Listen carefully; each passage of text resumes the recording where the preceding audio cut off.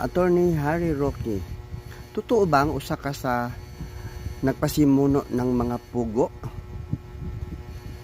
Opo ma'am, marami akong alagang pugo. Marami.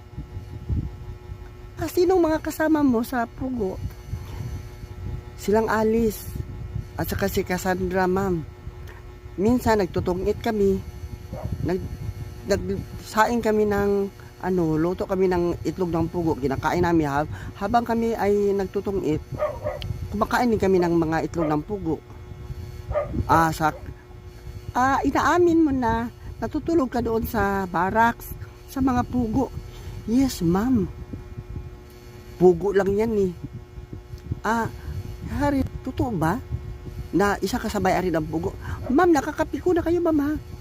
Nakakapiko na kayo, ma'am. Ito si Cassandra ba? At saka si Alice. Ma'am, talaga